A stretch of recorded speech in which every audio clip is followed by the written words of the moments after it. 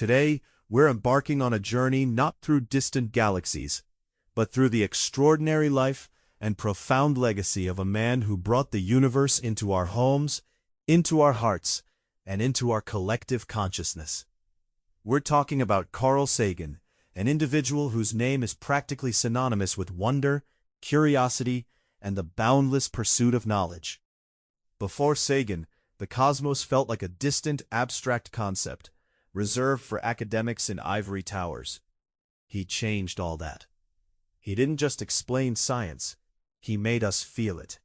He made us understand that the universe wasn't just out there, it was in here, within us, made of the very same star stuff.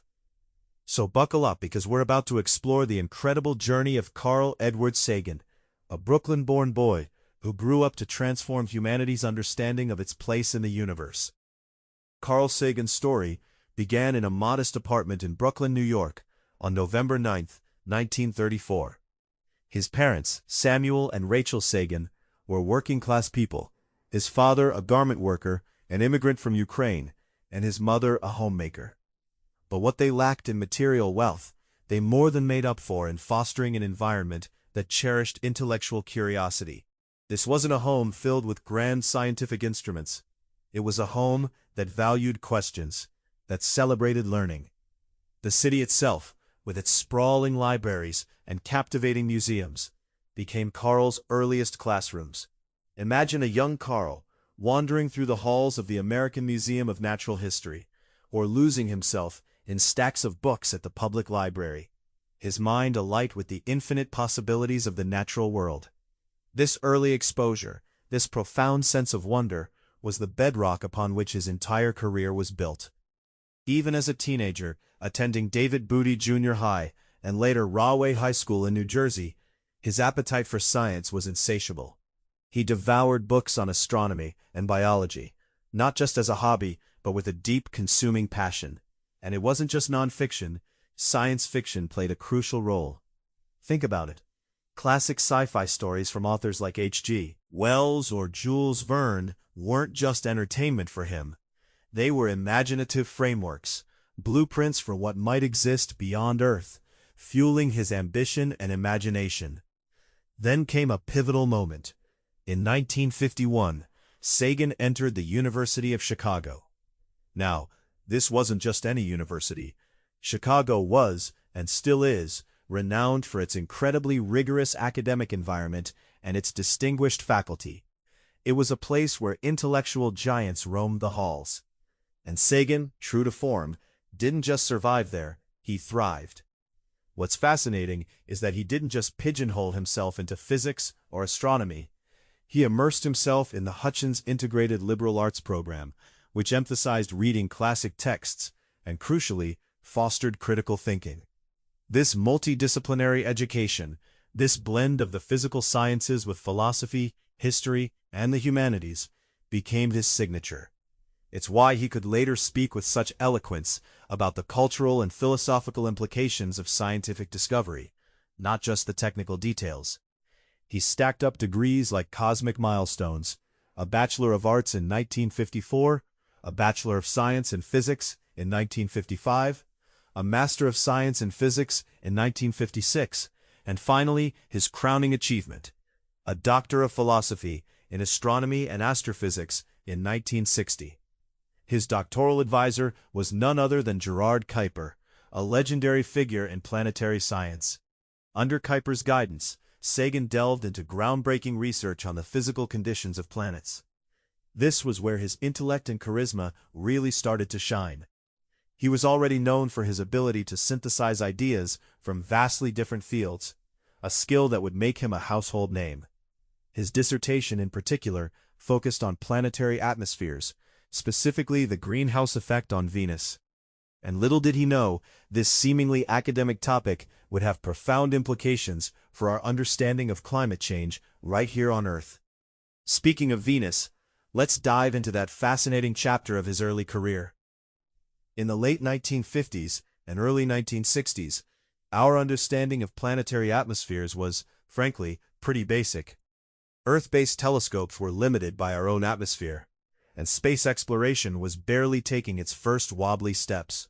It was a time of immense speculation, almost like a blank canvas waiting for someone to paint the picture of our solar system neighbors. Venus, in particular, was a hotbed of wild theories. Because of its thick, impenetrable cloud cover, some scientists imagined a tropical paradise beneath. Vast oceans, steamy swamps, maybe even lush vegetation. They thought the clouds indicated abundant water vapor, suggesting an Earth-like, albeit warmer environment. It was a romantic notion, a vision of another potential Eden. But Sagan, with his rigorous scientific mind, wasn't swayed by romance. He approached Venus with a foundation built on physics and mathematics. In his 1960 doctoral dissertation, and in subsequent papers, he meticulously analyzed radio emission data coming from Venus. Instead of attributing the high brightness temperature in the radio spectrum to a high-temperature ionosphere, as some had suggested, Sagan proposed something revolutionary: a massive, runaway greenhouse effect. He theorized that Venus's dense atmosphere, overwhelmingly composed of carbon dioxide, combined with trace amounts of water vapor, acted like a giant blanket, trapping the sun's heat. The result? Surface temperatures so scorching hot they could melt lead. Imagine that, a beautiful, cloudy planet from afar, but a veritable inferno beneath. His hypothesis wasn't immediately embraced. Some in the astronomical community were skeptical. It challenged established ideas and required a leap of faith into a new understanding of planetary dynamics. But history and scientific data proved him right. Subsequent data from the Soviet Venera space probes, which actually landed on Venus, and the American Mariner missions, which flew past it, unequivocally confirmed Sagan's calculations. His work on Venus wasn't just a win for him, it established him as a leading figure in planetary science, and demonstrated the sheer power of applying fundamental physical principles to understand environments beyond our own. It was like he had a crystal ball, but instead of magic, it was math and physics. And he didn't stop at Venus. Mars also captured his keen attention. Again, before the era of space probes, observers on Earth would see seasonal changes on the Martian surface. Dark areas would appear to grow and recede. Many attributed this to the growth and retreat of vegetation, another romantic idea of life beyond Earth. Sagan, however, using early telescopic data and theoretical models, argued that these changes were purely meteorological and geological. He proposed that the darkening and brightening of regions were caused by colossal dust storms, driven by atmospheric dynamics, not by biological activity. Imagine the sheer force of Martian winds whipping up dust, reshaping the visible landscape. Yet even as he debunked romantic notions, Sagan remained a staunch proponent of the search for extraterrestrial intelligence. He was an optimist, but a rigorously skeptical one. He even helped design experiments for the Viking landers, which were sent to Mars in the 1970s, specifically to search for biosignatures, signs of life. While the Viking results were ultimately inconclusive regarding extant life on Mars, they provided invaluable data about the Martian environment and solidified Sagan's integral role in the American space program. He was always pushing the boundaries, always asking the biggest questions, but always demanding evidence. This brings us naturally to his groundbreaking work in exobiology, a field he essentially helped create long before it became a mainstream discipline. Sagan was deeply fundamentally fascinated by the question of how life began on Earth, and crucially, whether similar processes could unfold elsewhere in the cosmos. He was a bridge builder, connecting chemistry, biology, and astronomy in ways that few had before. He built upon the pioneering work of scientists like Stanley Miller and Harold Urey in the 1950s. They had famously demonstrated that amino acids, those essential building blocks of proteins, could be synthesized from simple inorganic molecules by simulating early Earth conditions, like lightning strikes. Sagan took this concept and ran with it, investigating the role of ultraviolet light and other energy sources in synthesizing even more complex organic molecules.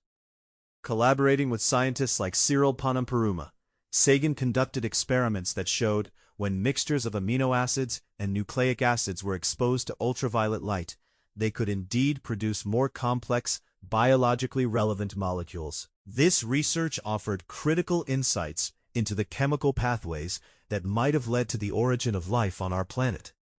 He famously hypothesized that Earth's early oceans and atmosphere were a rich primordial soup, a chemical crucible from which life spontaneously emerged through natural processes. It's a concept that still resonates today, painting a picture of a young Earth buzzing with chemical potential. His curiosity didn't stop at Earth. He extended his search for prebiotic potential to other bodies in our solar system, like Jupiter and Saturn's enigmatic moon Titan. He theorized that Titan's atmospheric conditions, rich in organic molecules, could be conducive to the formation of complex carbon-based compounds. And guess what? Decades later, the Cassini-Huygens mission would provide data that largely supported his hypothesis, revealing Titan as a world teeming with fascinating organic chemistry. But for Sagan, the origin of life wasn't just about laboratory experiments. It was about the profound philosophical implications. If life could arise through natural processes on Earth, then it was not only possible, but probable that life existed elsewhere in the universe. This belief was the engine behind his lifelong dedication to SETI, the search for extraterrestrial intelligence. He was a tireless advocate for using radio telescopes to listen for signals from advanced civilizations, believing that such a discovery would be one of the most significant events in human history. Sagan's contributions to space exploration weren't confined to scientific theories or mission designs. He was also a principal architect of humanity's message to the cosmos, a visionary who believed that we shouldn't just listen for signals, but that we should also send them. He played a pivotal role in creating physical artifacts designed to communicate the existence of Earth-based life to potential extraterrestrial intelligence. In 1972, NASA launched Pioneer 10, the first spacecraft destined to achieve escape velocity from our solar system. Sagan, with his characteristic foresight, recognized the historic significance of this mission and proposed including a message. Working with his then-wife, artist Linda Salzman Sagan, and fellow astronomer Frank Drake, this gold anodized aluminum plaque was attached to the spacecraft's antenna support struts, a metallic calling card to the universe. The plaque was a marvel of symbolic communication. It featured a line drawing of a naked human male and female, with the male's hand raised in greeting, a universal gesture of peace and openness. In the background, there was a diagram showing the position of our Sun relative to 14 pulsars and the center of the galaxy, essentially a cosmic map of our address. It also included a representation of the hyperfine transition of neutral hydrogen, which serves as a universal clock and measurement standard, a way for any intelligent civilization to calibrate their understanding of our message. It was an ambitious attempt to communicate across light years, using the universal language of physics and mathematics. Building on the Pioneer plaque, Sagan spearheaded an even more ambitious project for the Voyager 1 and 2 missions, launched in 1977. This was the Voyager Golden Record, envisioned as a comprehensive time capsule of Earth. Sagan chaired the committee that meticulously selected its contents, a truly daunting task. Imagine trying to distill the essence of an entire planet, an entire species, into a single record. The Golden Record was incredibly diverse. It featured greetings in 55 different languages, a vast selection of music from cultures and eras across Earth, from Bach to Chuck Berry, from Aboriginal chants to Peruvian panpipes. It also included the sounds of Earth, a montage of natural and man-made sounds, thunder, wind, birdsong, whales, even the kiss of a mother and child, and the whir of machinery. And perhaps most powerfully, it contained 116 images encoded in analog form, depicting human anatomy, breathtaking landscapes, scientific diagrams, and scenes of everyday life. It was a symphony, a gallery, and a textbook, all rolled into one, designed to paint a rich, nuanced portrait of our world. Sagan's motivation for these projects was twofold. On a practical level, they were a genuine attempt to initiate contact with other civilizations, however remote the possibility. but symbolically, they were even more profound. They served as a reflection of humanity's innate desire to connect with the cosmos, a testament to our existence, our creativity, and our curiosity. The golden record, still hurtling through interstellar space, remains one of the most poignant symbols of humanity's reach into the unknown, a silent ambassador for all of us. Beyond these grand cosmic gestures, Sagan's academic career was itself a testament to his multifaceted genius. After his foundational years at the University of Chicago, he spent time at the University of California, Berkeley, and the Yerkes Observatory. In 1962, he joined the Smithsonian Astrophysical Observatory in Cambridge, Massachusetts, and began teaching at Harvard University. During his time there, he continued his vital research on planetary atmospheres and the conditions necessary for life. However, his tenure at Harvard wasn't without its challenges. Sagan's burgeoning interest in public science outreach, in making science accessible to everyone, and his pioneering work in exobiology sometimes clashed with the more traditional, purist views of some faculty members. In some academic circles, popularization was seen as secondary, almost a distraction from pure research. This tension, while perhaps frustrating for Sagan at the time, ultimately proved to be a catalyst for his unique path. In 1968, he made a significant move to Cornell University in Ithaca, New York, where he would spend the rest of his illustrious career. At Cornell, he was appointed the David Duncan Professor of Astronomy and Space Sciences and became the director of the Laboratory for Planetary Studies. This move was crucial. It provided Sagan with the academic freedom and resources he needed to truly pursue his multifaceted career, unburdened by the more conservative academic currents he'd encountered earlier. At Cornell, he established a vibrant research group, focusing on the very topics that defined his passion: planetary atmospheres, the origin of life, and solar system exploration. He wasn't just a brilliant researcher, he was an engaging and influential educator. His courses drew massive numbers of students from across the university, not just science majors. His lectures weren't dry recitations of data. They were philosophical explorations, grand narratives about humanity's place in the universe, infused with his characteristic awe and wonder. His academic leadership extended far beyond the classroom. He was a dedicated mentor, shaping a new generation of planetary scientists, many of whom went on to hold prominent positions in academia and space agencies.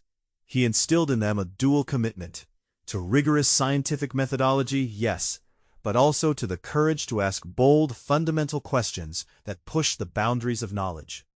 Throughout his time at Cornell, Sagan maintained an incredibly prolific publication record, authoring or co-authoring hundreds of scientific papers and popular articles.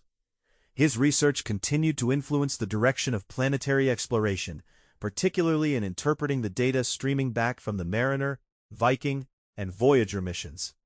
His ability to balance a demanding academic schedule with his extensive public outreach efforts made him an utterly unique figure in the scientific community, a true polymath and a pioneer in every sense. While he was a respected figure within the scientific community, it was his television work that truly catapulted Carl Sagan to international fame. In 1980, Sagan, along with his third wife and brilliant collaborator Anne Druyan and Steven Soter, created and starred in the television series Cosmos: A Personal Voyage.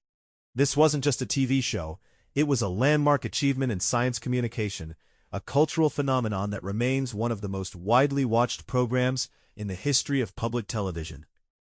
Cosmos was a 13-part series that traversed an astonishing breadth of scientific and philosophical themes. It explored the history of science, the very nature of the universe, the evolution of life on Earth, and the potential future of humanity. Sagan's approach was deeply humanist and poetic, a beautiful blend of scientific rigor and artistic expression. He utilized sophisticated visual effects, which were groundbreaking for their time, and a compelling narrative structure to make incredibly complex scientific concepts not just accessible, but utterly captivating to a general audience.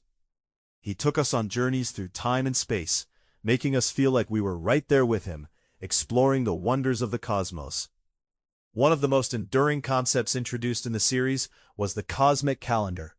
This was a brilliant conceptual framework Sagan developed to visualize the immense history of the universe. By compressing the entire 13.8 billion-year history of the cosmos into a single calendar year, he dramatically illustrated a profound truth. The entirety of recorded human history, from the invention of writing to the space age, occupies only the last few seconds of the final day of that cosmic year. This perspective was truly humbling, emphasizing the vastness of time and the relatively brief, precious existence of humanity. It resonated deeply with viewers, offering both a sense of insignificance and an incredible appreciation for our fleeting moment in cosmic history. Sagan's presentation style was legendary, characterized by a profound sense of awe and wonder. His delivery was earnest, thoughtful, and utterly captivating. He had a way of speaking that was both precise and poetic. And of course, there was that iconic phrase, billions and billions. Interestingly, he rarely used the exact words billions and billions in the show itself. It was more of a cultural trademark, a charming caricature that stuck. He wore his signature turtleneck and blazer, presenting himself not as some aloof, distant academic, but as an enthusiastic, warm guide, inviting the audience to join him on an adventure through the universe. He was the friendly professor who made you feel like you, too, could grasp the mysteries of the cosmos. The impact of Cosmos was nothing short of monumental. It was broadcast in over 60 countries and reached an estimated 500 million people worldwide. It was accompanied by a book of the same name, which spent an incredible 70 weeks on the New York Times bestseller list and became the best-selling science book ever published in English. The success of Cosmos proved, beyond a shadow of a doubt, that the public had a strong, even ravenous appetite for substantive science programming. It set a new, incredibly high standard for science documentaries, a standard that many still strive to meet today. It wasn't just entertainment, it was education on a grand scale, delivered with passion and brilliance. Beyond his direct contributions to astronomy and his unparalleled popularization of science, Carl Sagan was a passionate and tireless defender of reason and scientific skepticism. He lived in an era, much like our own, where pseudoscience, superstition, and fringe beliefs often held sway in popular culture. Sagan used his immense platform to advocate for critical thinking and the scientific method, not as a dry academic exercise, but as an essential tool for navigating reality. He viewed scientific skepticism not as a cynical dismissal of new ideas or a closed-minded refusal to consider possibilities. Quite the opposite. For Sagan, skepticism was a rigorous, necessary tool for understanding what is true. He famously argued that extraordinary claims require extraordinary evidence. This principle became a cornerstone of his skeptical philosophy, a guiding light in a world often obscured by unfounded assertions. In his public writings and lectures, he fearlessly tackled a wide range of topics, from UFO sightings and astrology to faith healing and various paranormal claims, always applying the same logical, evidence-based approach.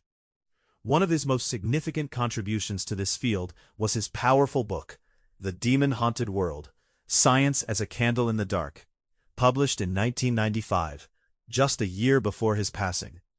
In this seminal work, Sagan articulated what he called the baloney detection kit, a set of tools, principles of logic, and common fallacies designed to help individuals evaluate claims and detect deception.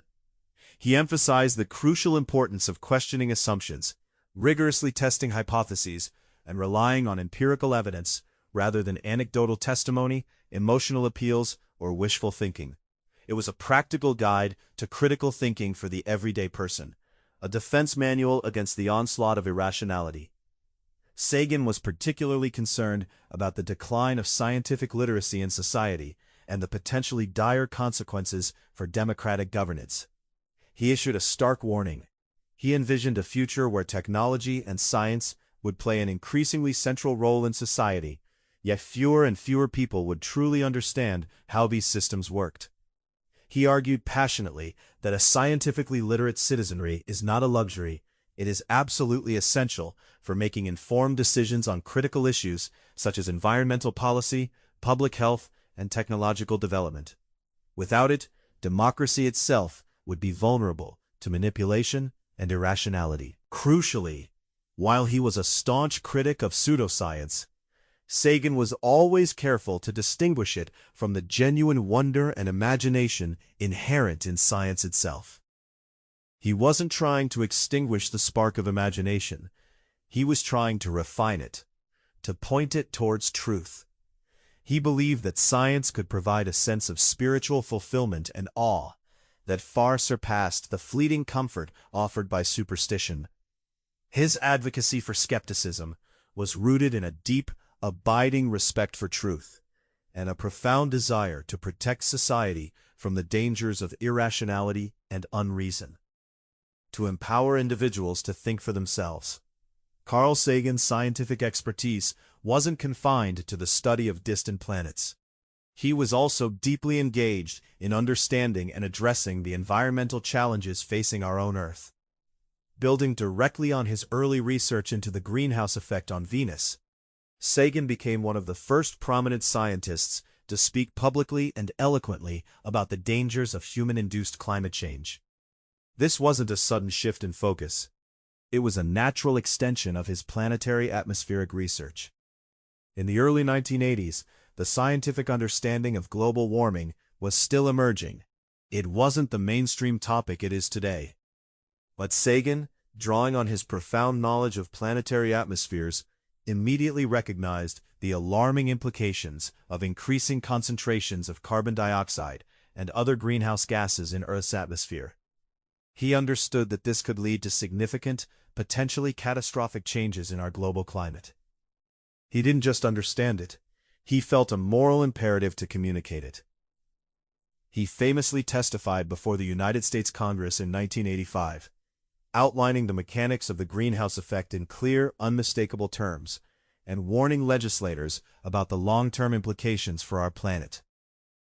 Sagan was a vocal advocate for reducing fossil fuel consumption and investing heavily in alternative energy sources. He argued that the global nature of the climate crisis demanded unprecedented international cooperation, transcending national borders and political ideologies. His ability to explain complex atmospheric physics in clear, understandable terms, without condescension, helped immensely to raise public awareness and elevate the issue of climate change in the political discourse, bringing it out of the scientific journals and into the public square. In addition to climate change, Sagan played a truly pivotal role in researching and raising awareness about the terrifying concept of nuclear winter. In the 1980s, during the height of the Cold War, he collaborated with a team of atmospheric scientists, including Richard Turco and others, to model the climatic consequences of a large-scale nuclear war. Their research, known as the T-TAP study after the author's initials, presented a chilling scenario. The smoke and dust injected into the atmosphere by burning cities and forests would block out sunlight, leading to sub-freezing temperatures across the globe, the destruction of the ozone layer, and a catastrophic collapse of global agriculture. This research had a profound impact on the geopolitical debate surrounding nuclear weapons. Sagan became a prominent activist against the nuclear arms race, using his public influence to argue, unequivocally, that a nuclear war could not be won and would ultimately threaten the very survival of humanity. His work on nuclear winter contributed significantly to the growing understanding of global environmental interconnectedness and the profound fragility of Earth's biosphere. He showed us that our actions, even on a planetary scale, have consequences that ripple through the entire system. Recognizing the need to channel public enthusiasm for space exploration and the search for extraterrestrial life into tangible support, Carl Sagan co-founded the Planetary Society in 1980. He joined forces with Bruce Murray, a fellow planetary scientist, and Louis Friedman, an aerospace engineer. They saw a gap. There was immense public interest, but no unified voice advocating for these critical endeavors. The Planetary Society was established as an international, non-profit organization explicitly designed to serve as a powerful voice for space exploration. Under Sagan's dynamic leadership as president, the organization rapidly grew to become the largest space interest group in the world. Its mission was clear and ambitious: to advocate for robust space research, bold planetary exploration, and the ongoing search for extraterrestrial life, while simultaneously promoting science education and public awareness. It was a grassroots movement for the cosmos. Through the Planetary Society, Sagan was able to mobilize public support for specific NASA missions and other scientific initiatives.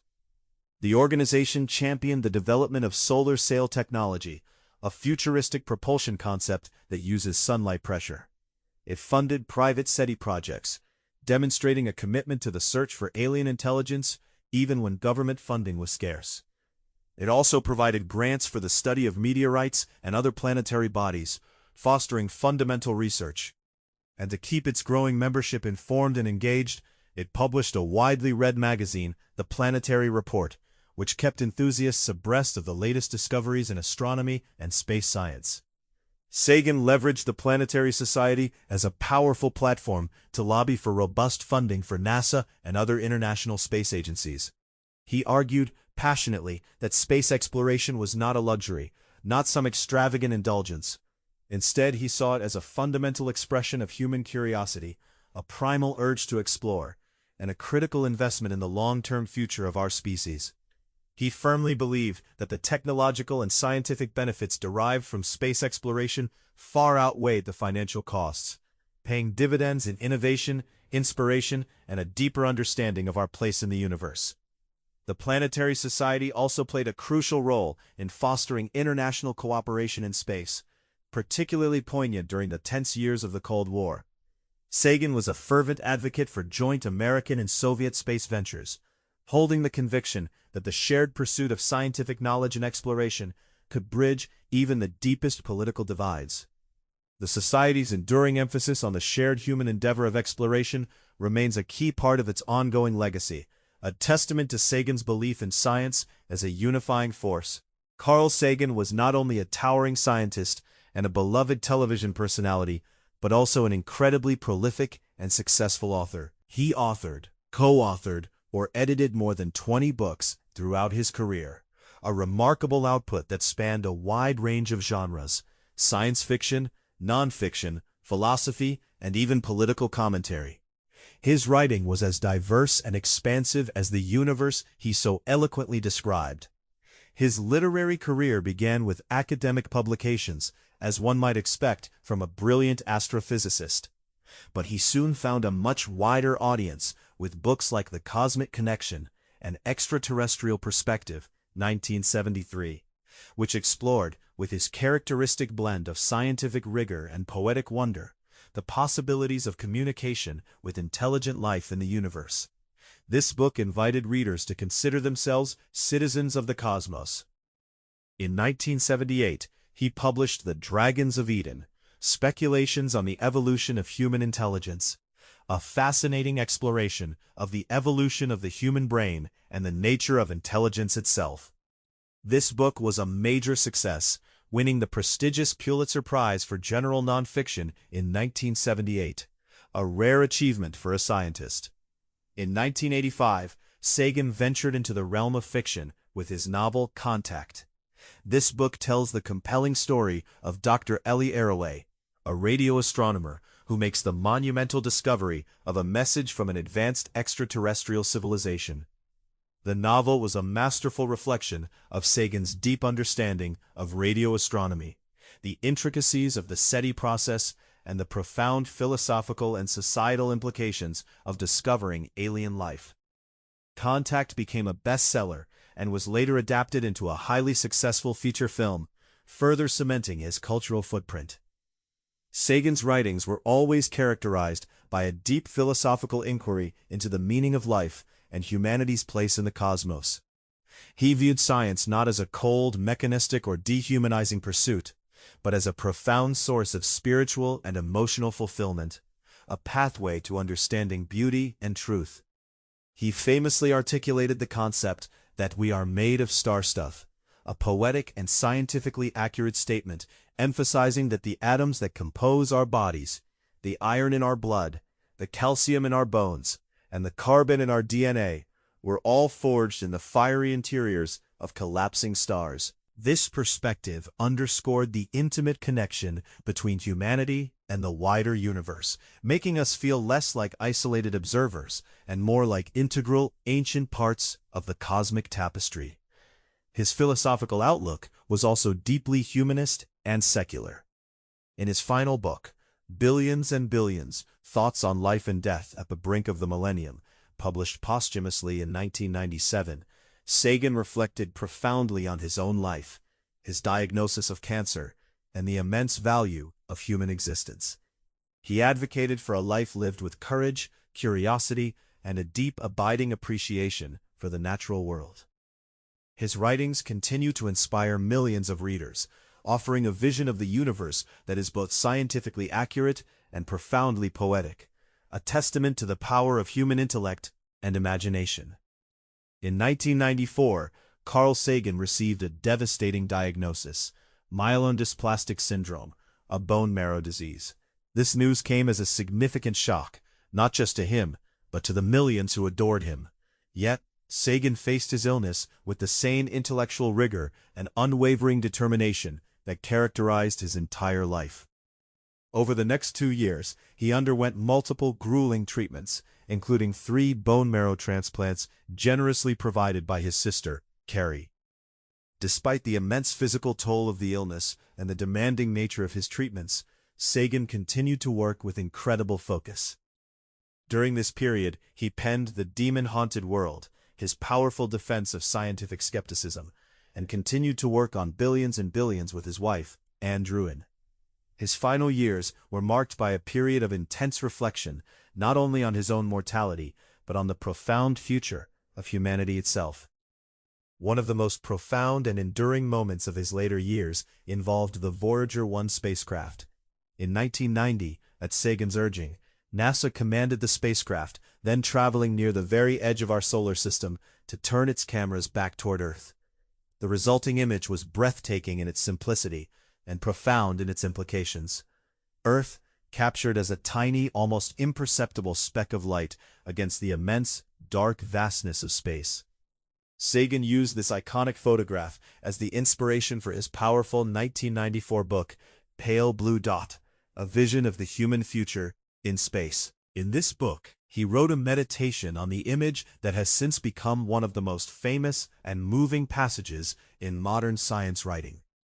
He described Earth as a mote of dust suspended in a sunbeam, a poignant phrase that underscored the isolation and immense fragility of our planet in the cosmic ocean.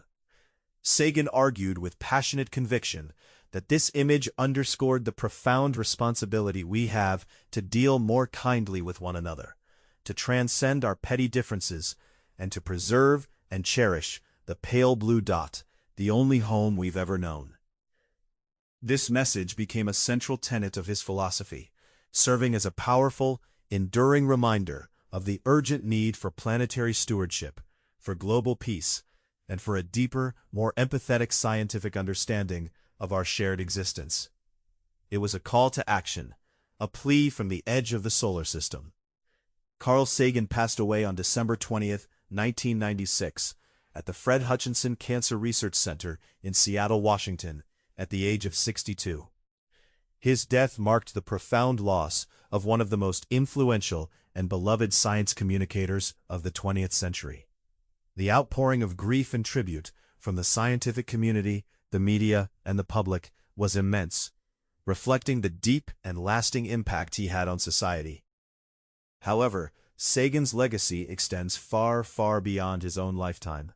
He fundamentally changed how the public perceived science, transforming it from an esoteric, intimidating discipline into a subject of profound wonder and universal interest. His unparalleled ability to communicate complex ideas with astonishing clarity and infectious passion inspired generations of scientists, educators, and countless science enthusiasts. He made science cool, accessible, and deeply human. In recognition of his immense contributions to planetary science, the Mars Pathfinder mission's landing site was appropriately renamed the Carl Sagan Memorial Station in 1997. And if you ever look up at the night sky, you might remember that asteroid 2709 Sagan is also named in his honor. His intellectual influence continues to be deeply felt in the fields of exobiology, planetary astronomy, and the ongoing study of the origin of life, fields he helped to pioneer and shape. Sagan's advocacy for scientific skepticism and critical thinking remains profoundly relevant in our current age of abundant information and, unfortunately, rampant misinformation. His teachings on the baloney detection kit and the paramount importance of evidence-based reasoning are considered essential tools for navigating the complexities of the modern world, helping us discern truth from falsehood.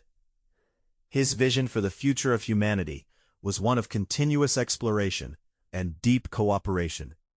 He firmly believed that the exploration of space is not merely an optional endeavor, but one capable of uniting humanity and ensuring the long-term survival of our species.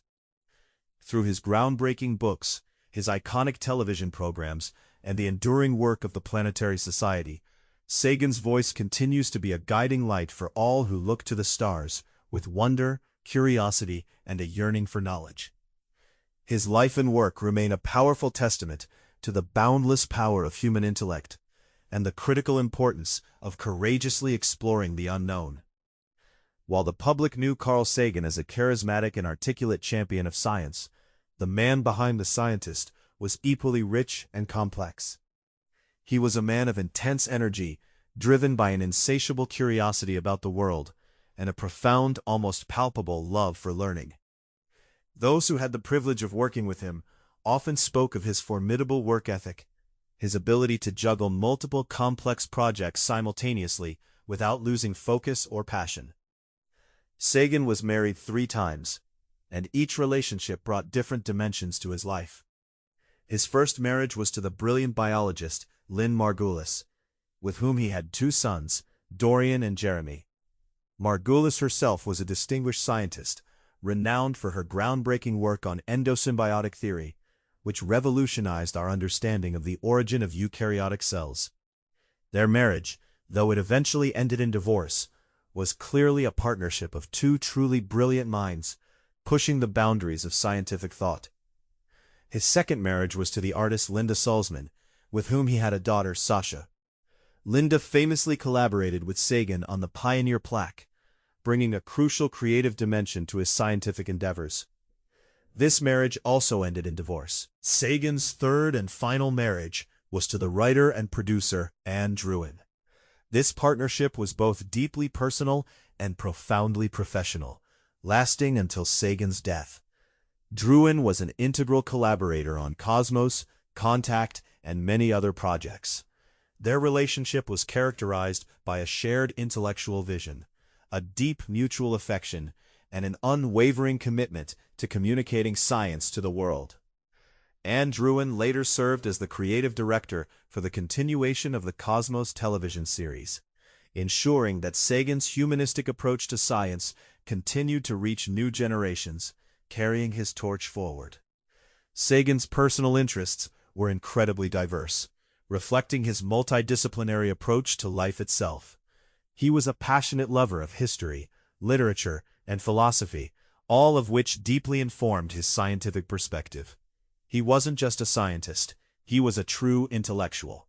He was also a vocal advocate for social justice and political equality, often speaking out against racism, sexism, and economic inequality.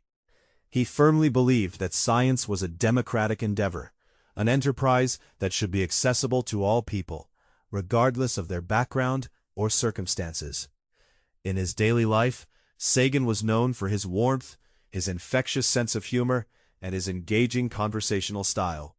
He loved hosting gatherings at his home in Ithaca, where scientists, artists, and students would come together to discuss a vast range of topics, from the latest astronomical discoveries to the meaning of art and the future of humanity. He possessed a rare and precious ability to inspire those around him, encouraging them to think more deeply, to question more thoroughly, and to view the world with a sense of wonder and a broader perspective. He truly embodied the idea of a compassionate intellectual. Throughout his entire life, Carl Sagan looked not only at the vast, intricate fabric of the universe, but also, crucially, toward the future of humanity itself.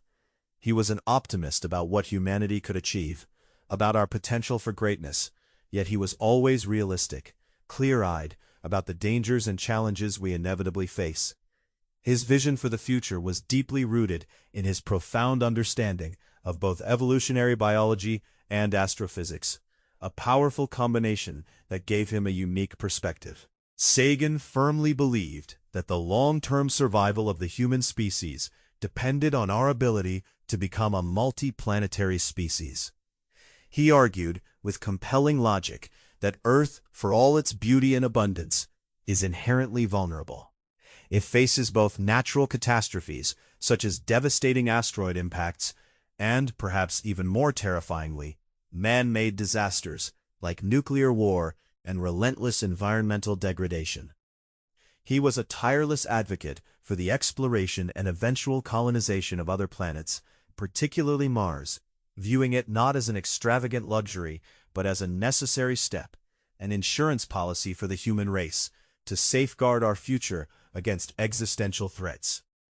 At the same time, Sagan acutely recognized a critical disparity.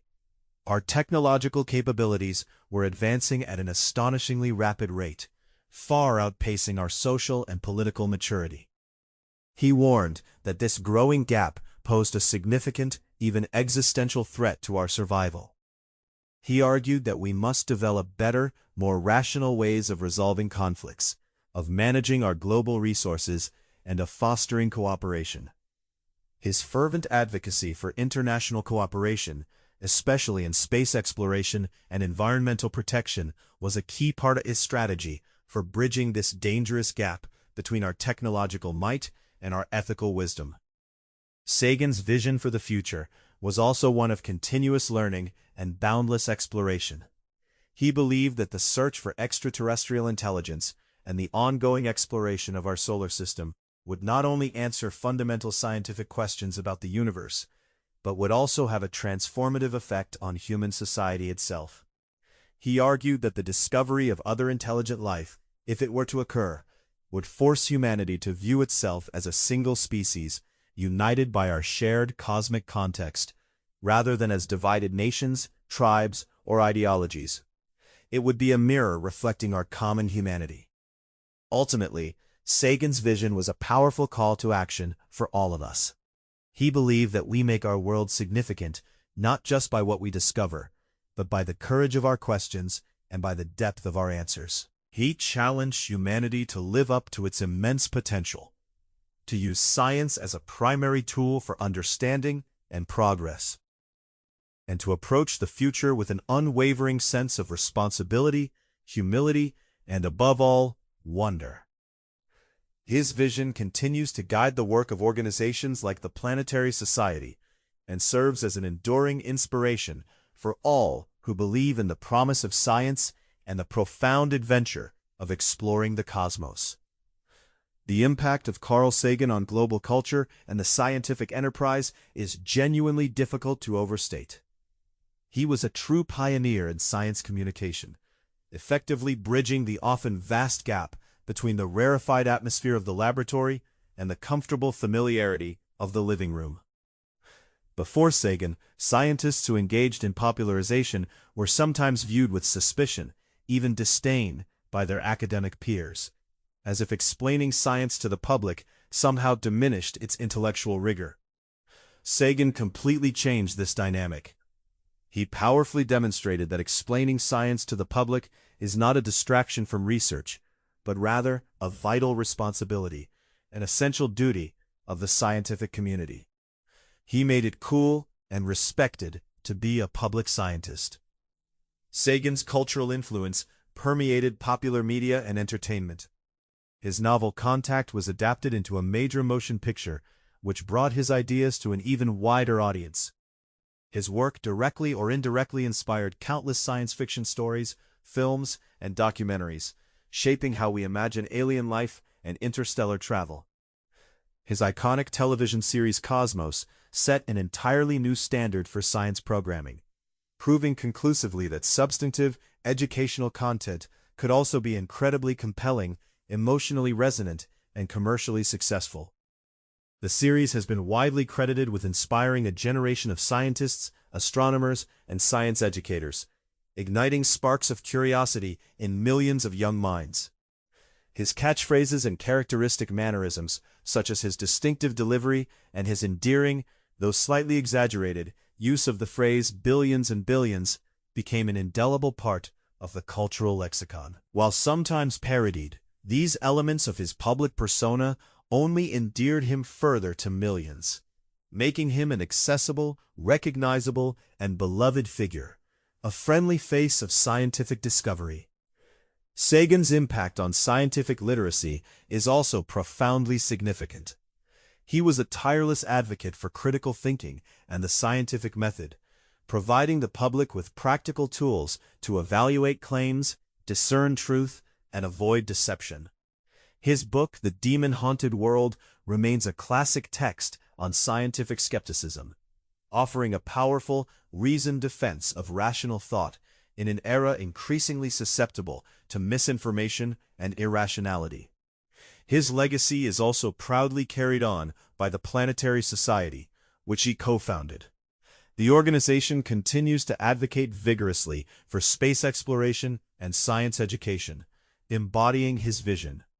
The Society's ongoing work on projects like solar sails and private SETI initiatives directly reflects Sagan's deep belief in the importance of private initiative and broad public involvement in advancing space science.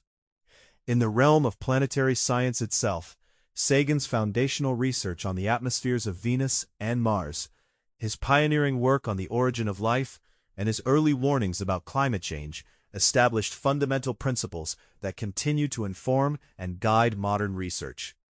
He played an absolutely key role in the American space program, contributing significantly to the Mariner, Viking, and Voyager missions. His visionary work on the Pioneer Plaque and the Voyager Golden Record ensured that humanity's message to the cosmos will endure, traveling across the vastness of space and time, long after our own civilization has passed into history. Ultimately, Sagan's permanent mark on the world is his transcendent vision of the universe. He taught us to look at the stars not just as distant points of light, but with a profound sense of awe and wonder, to understand our true place in the grand cosmic drama, and to appreciate the exquisite beauty and immense fragility of our pale blue dot, our only home. His humanist philosophy, his unwavering commitment to reason, and his boundless belief in the potential of the human species continue to inspire and guide people around the world. Carl Sagan's life and work remain a powerful, luminous testament to the invaluable worth of scientific inquiry and the paramount importance of courageously exploring the unknown. Carl Sagan was, above all else, an explorer. While he never personally journeyed into space, his mind and his spirit traversed the entire cosmos. He was an explorer of ideas, constantly pushing the boundaries of what was known, what could be imagined, and what was yet to be discovered. His groundbreaking work in exobiology, his deep dives into planetary atmospheres, and his passionate commitment to SETI all reflected a singular, profound desire to understand the universe in its entirety and to comprehend our unique, precious place within it. His exploration of the universe was never limited to mere scientific research. He delved deeply into the philosophical and humanistic implications of our astronomical discoveries. He asked the most fundamental questions. What does it truly mean for humanity to be such a tiny, fleeting part of a vast and ancient universe? And he argued eloquently that this profound realization should not lead to despair or nihilism, but rather to a deeper, more profound appreciation for the sheer miracle of life and an incredible sense of connection to the wider cosmos. We are, after all, made of star stuff, and our very existence is a cosmic triumph. Sagan's explorations also extended into the rich history of science. In Cosmos, he masterfully celebrated the awe-inspiring achievements of early astronomers, philosophers, and scientists, who painstakingly paved the way for our modern understanding. He meticulously traced the development of scientific thought, highlighting the triumphs of reason over superstition, the slow, arduous progress of knowledge, and the vital importance of constantly questioning established dogmas, even those held sacred. As an explorer of the future, Sagan looked toward the stars with an infectious blend of hope and determination.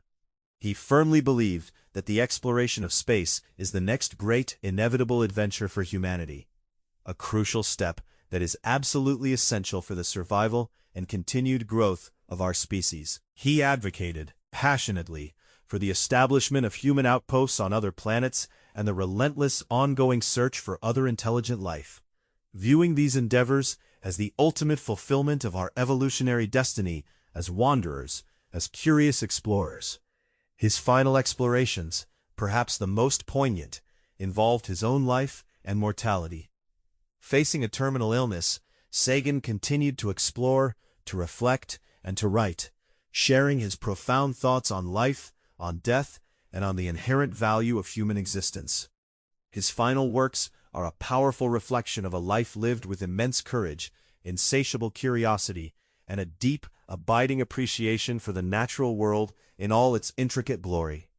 Carl Sagan's legacy as an explorer of the universe is one that continues to inspire and resonate deeply. He invited millions of people from all walks of life to join him on a breathtaking journey of discovery, to look at the world around them and the cosmos above with a renewed sense of wonder, and to use reason and science as their trusted guides to understand the profound mysteries of the cosmos. His life remains a shining model for how one can brilliantly combine a rigorous scientific mind with a deep, compassionate sense of humanity, an unwavering commitment to truth, and an unparalleled imagination. Carl Sagan truly earned the moniker the astronomer of the people because of his unique, almost magical ability to connect with individuals from every walk of life. While many scientists primarily communicate with their academic peers, often in specialized jargon, Sagan dedicated a significant, deliberate portion of his career to making science accessible, understandable, and deeply engaging to the general public. He held a profound belief that science is a public good, a shared human endeavor, and that the sheer excitement of discovery should never be limited to those with advanced degrees or specialized training. His ability to communicate in clear, jargon-free English, buoyed by genuine emotion, a touch of humor, and an infectious enthusiasm, made his books and television appearances immensely popular. He treated his audience with immense respect, assuming they were perfectly capable of understanding complex scientific concepts if those concepts were explained clearly, patiently, and with genuine passion. He received thousands upon thousands of letters from fans, ranging from curious children to thoughtful elderly individuals, all of whom were profoundly inspired by his work. And remarkably, he took the time to read and respond to many of these letters, truly valuing the deep connection he forged with his audience. Sagan's public outreach efforts, more than almost anything else, cemented his legacy as a bridge builder between the ivory tower of academia and the everyday person's innate curiosity. He truly showed us that the universe belongs to all of us, not just a select few. And that, I think, is a message that continues to resonate profoundly today.